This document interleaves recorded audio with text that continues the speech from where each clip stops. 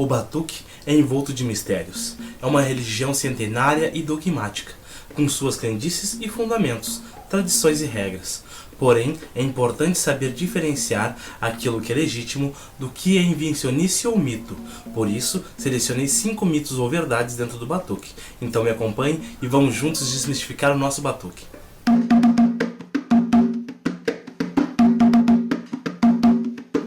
Olá, família batuqueira, a bênção dos mais velhos, a bênção dos mais novos, o meu agu a todos. Eu sou Babafio e esse é o canal Batuque RS.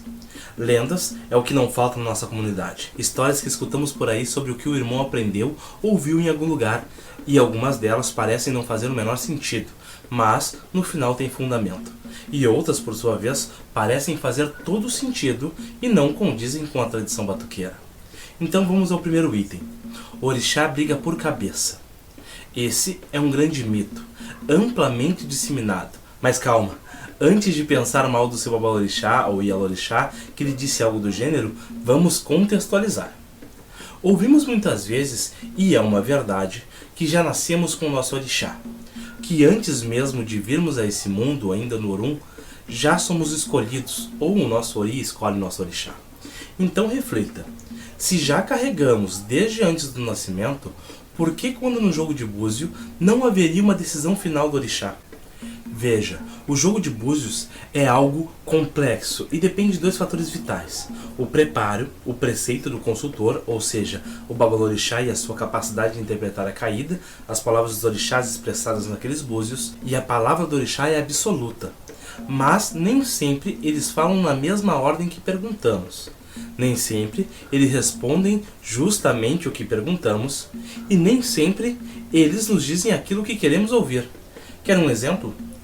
João vai até um pai de santo jogar sua cabeça. Porém, João está com seus caminhos trancados. E no momento do jogo, por isso ser mais urgente, Bará e Ogum respondem, sinalizando a necessidade e a possibilidade de abrir os caminhos de João. Não foi o que o babalorixá perguntou e ele precisa ter a esperteza de interpretar isso, revisar a resposta, perguntar novamente se necessário. Do contrário, poderá simplesmente concluir que Bará e Ogum, que apenas manifestaram sua vontade de ajudar João, estariam brigando por sua cabeça. As consequências disso nunca são boas, e conhecemos muitas histórias disso. Inclusive, sempre foi hábito a confirmação de cabeça com outros sacerdotes no caso da menor dúvida, para garantir que o que viu nos búzios é fato e uma verdade do orixá. Lembre-se, o orixá não erra, quem erramos somos nós, inclusive quando interpretamos o sagrado. O segundo item, mulher menstruada não participa dos rituais. Essa é uma verdade. No batuque, quando a mulher está nas regras, fica proibida de se aproximar demais do que for imantado pela energia do orixá, não podendo sequer tocar nas guias ou consumir um animal sacralizado. As explicações para isso são várias nas mais diversas famílias religiosas. Para alguns, a proibição se daria por conta da mulher estar literalmente sangrando no período, e o sangue, embora não humano, seja utilizado para o sagrado de outra forma. Para outros muitos, a explicação seria outra, um pouco mais complexa. Sabemos que para os iorubás a vida é uma grande dádiva e motivo de grande alegria. Prova disso é que as famílias geralmente têm muitos filhos. Também sabemos que o período menstrual se dá quando não houve a fecundação dos óvulos, logo não havendo gravidez, na maioria dos casos pelo menos. Isso é como um luto, pois seria como uma oportunidade perdida de uma nova vida surgir. Por conta disso, nesse período a mulher observa um resguardo, ficando inteiramente sob a proteção de Oxum, só retomando suas atividades quando o período cessar. O terceiro item é, se você abandonar a religião, você morre. Já começo dizendo que é um grande mito. Algumas pessoas creem nisso ou até mesmo repassam essa ideia, que na verdade é uma farsa, utilizada por alguns maus sacerdotes como uma forma de impor medo aos iniciados, mascarando seu próprio receio de perder um filho. Isso fica provado ao vermos diversas pessoas que em seu passado passaram anos dentro de um terreiro e hoje em dia professam uma fé contrária, ou até mesmo nenhuma. Inclusive, para os iorubás, quando isso ocorre, entende-se que isso faz parte do destino da pessoa. Há um ditado entre os afro-religiosos que sentencia: até mesmo Quando uma pessoa abandona a religião, é vontade do orixá. Tem coisas que já nascemos destinados a fazer ou passar, e não será punições ou retaliações descabidas que mudarão. O orixá sabe disso melhor que ninguém.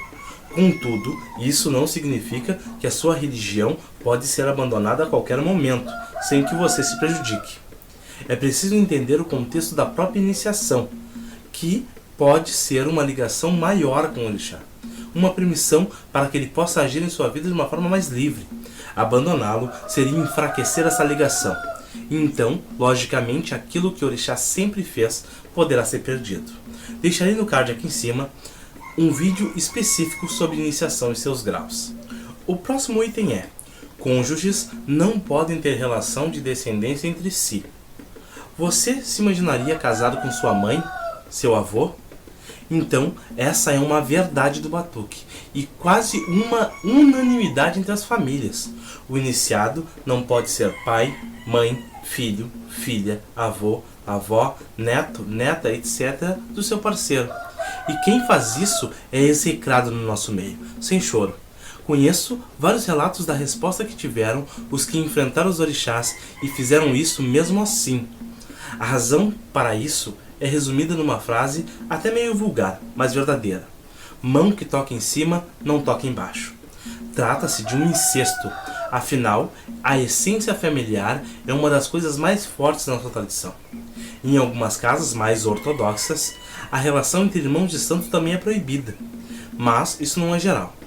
Ainda assim, nas casas que permitem o envolvimento entre filhos de uma mesma casa, observam várias restrições como tocar em tudo que seja da obrigação do parceiro, seja animais sacralizados, antes ou depois, seja guias, quartinhas, tocar no ouvido do parceiro, tocá-lo quando em obrigação, entre outras várias. Veja, não quero aqui moralizar indevidamente as relações de ninguém. Sei que não controlamos por quem vamos nos apaixonar, mas as regras da religião precisam ser seguidas à risca. Por isso, caso você queira se relacionar com algum descendente ou ascendente religioso seu, procure outra casa, entre em outra família. Você estará em dia com seu orixá e certamente o seu relacionamento será abençoado por todo o Urumalé. Antes de ir no meu próximo item, você já chegou até aqui e ainda não é inscrito no canal? Já aproveite, se inscreva e ative o sininho aqui embaixo para receber a notificação dos próximos vídeos. E ficar por dentro de todos os mitos ou verdades do batuque. E deixe sua bênção em forma daquele like. Os próximos dois itens não são um consenso. Trata-se de mito para uns e verdade para outros. Não entrarei aqui no mérito de quem está correto. Então, vamos lá. Pais carnais não podem ser pais de santo de seus filhos, e pai não embala filho. Caímos agora na relação sanguínea e religiosa ao mesmo tempo. Isso é algo que divide opiniões dentro do batuque.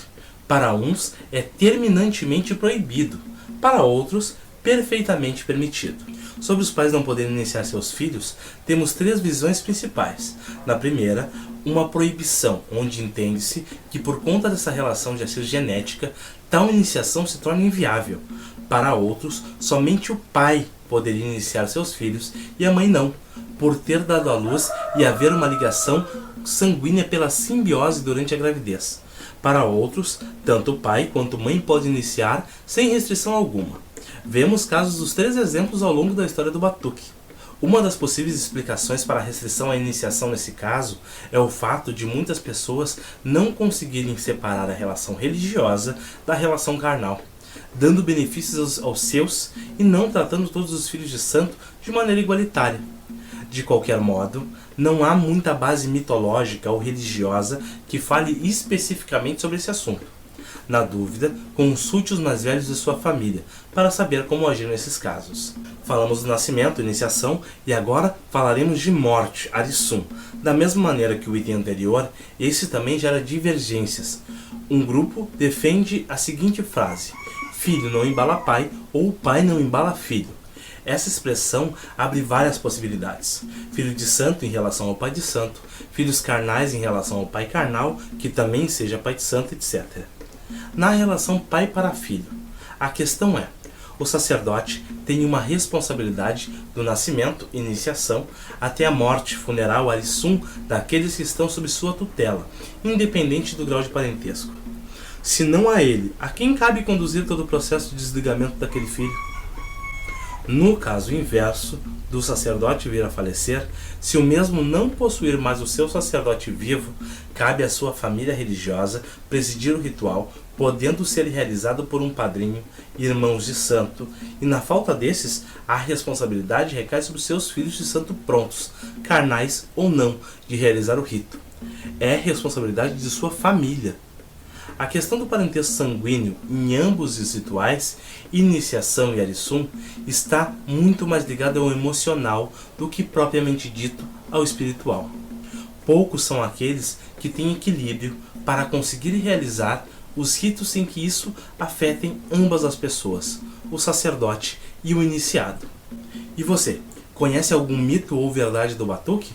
Deixe nos comentários para nos ajudar a produzir o próximo vídeo, como ainda mais informações para você. E antes de finalizar, como de praxe, vou responder a pergunta do irmão Léo Bandeira. Ele pergunta sobre as qualidades de Ogum que usam verde e vermelho e as que usam azulão no batuque. Obrigado pela atenção, meu irmão, a sua bênção. As cores de Ogum no batuque, como um todo, é o verde escuro e o vermelho, de Avagã a Adiolá. Na minha tradição, se pode usar essas cores. É comum na nação de Oió o emprego de azulão para Ogum, e em algumas famílias de diversas nações, o azul anil para Adiolá, representando Mãe Iemanjá, normalmente seu ajuntó. Espero ter ajudado, muito obrigado e um grande axé a todos.